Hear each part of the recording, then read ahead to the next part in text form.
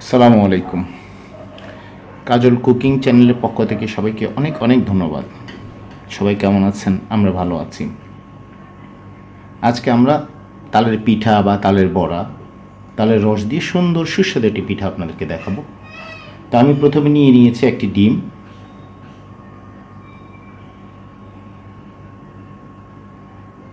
এটা কি দিলা?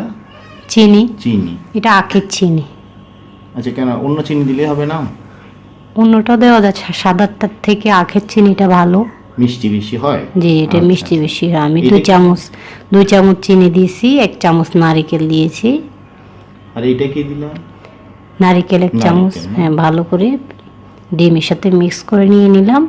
আসলে এখানে তালের পিঠা শুধু না, এখানে চিনি থাকতেছে, নারিকেল থাকতেছে, ডিম থাকতেছে। তো অনেকগুলি পুষ্টি সমৃদ্ধ জিনিসে একাত্র করে একটা পিঠা বা যে কোনো একটা তরকারি বা যে কোনো একটা জিনিস রান্না হয়, এই আর কি। তাহলে এগুলিকে ভালোভাবে মিশিয়ে নিতে হবে, তাই তো? এখন রস দিয়ে দিলাম 1 বাটি তালের রস। আগের থেকে এটা আমি গরম করে ঘন করে ঠান্ডা করে রেখে দিয়েছি। এটাতে লবণ দিয়ে দিচ্ছি আমি, সেজন্য আর পিঠার ডোরটাতে লবণ দিইনি।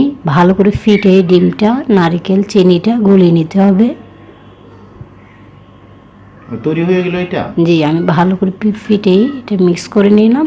দেখুন, আজকে আমরা তালের পিঠা খাবো। এটাকে কেউ কেউ তালের বড়া বলে। আজকে আমি আমার দর্শকদেরকে দেখানোর জন্য পিঠাটা আমরা আজকে পিঠাটা বানাচ্ছি। দেখুন, আমার এটাকে ভালো করে ফিটে এই যে ফিটানো হয়ে গেল। এখন আমি ময়দা নিয়ে নিলাম 1 বাটি। শুধু ময়দা দিয়ে বানানো যায় না, অন্য কিছু দিয়ে বানানো যায়? চাউলের গুঁড়ি দিয়ে বানানো যায়, সুজি দিয়ে বানানো যায়। আমি ময়দা দিয়ে দিলাম। বাসায় সুজি ছিল না, না হলে আমি সুজি দিয়ে এটা বানিয়ে দেখাইতাম, কিন্তু আজকে আমি ময়দা দিয়ে দেখাই দেব। তো দেখুন, পরবর্তীতে আমি সুজি দিয়ে তালের রস দিয়ে এই পিঠাটার রেসিপিটা দেখাবো।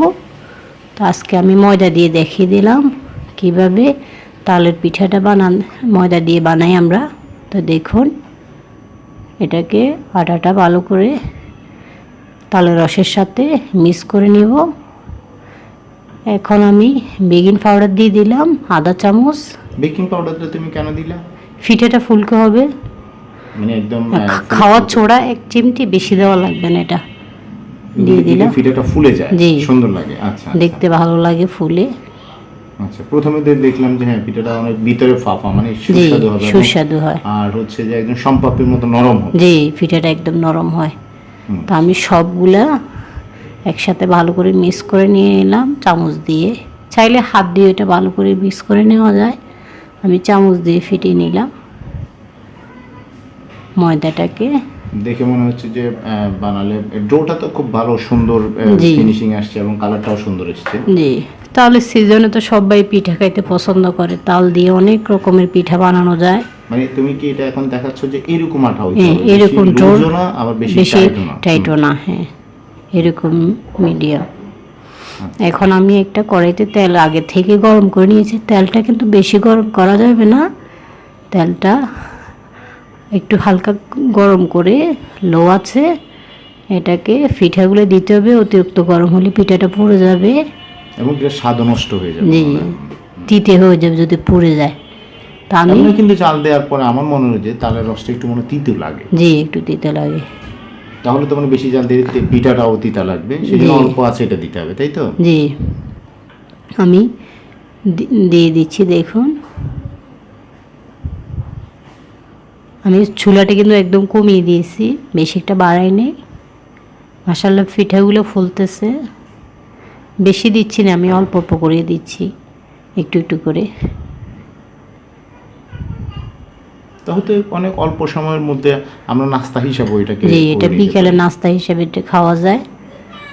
আর বাসায় অতিথি আসলে ওদেরকে আপ্যায়ন করা যায়, চায়ের সাথে দেওয়া যায়। আমি উল্টে পাল্টে দিব এখন একটু।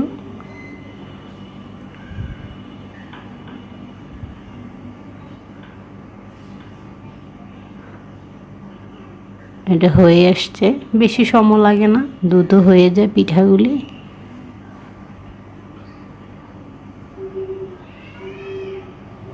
গরম গরম খেতে অনেক মজা লাগে, সুস্বাদু লাগে এই পিঠাটা।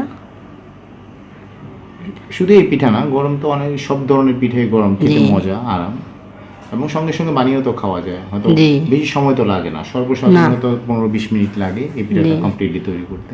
মানে সুন্দর একটা কালার এসছে তো। পিঠা তো সবাই পছন্দ করে, যারা ব্যস্ত আফুরা, যারা চাকরি করে, এই যে শর্ট টাইমে এই নাস্তাটা বানানো যায়। চাইলে এরকম করে বাসায় বসে নাস্তাটা বানিয়ে বাচ্চাদেরকে, ঘরের সদস্যদেরকে বানিয়ে খাওয়াইতে পারে। একদম সহজ। অনেক সুন্দর হয়েছে মাশাআল্লাহ, জি, আলহামদুলিল্লাহ। খেতে অনেক মজা হয়েছে, সুস্বাদু তো হয়েছে। আপনারাও চেষ্টা করবেন, আশা করি ইনশাআল্লাহ আপনারাও পারবেন। তো আমাদের পরবর্তী ভিডিও দেখার জন্য আমন্ত্রণ রইল। তো ভালো থাকবেন, সুস্থ থাকবেন, সুন্দর থাকবেন।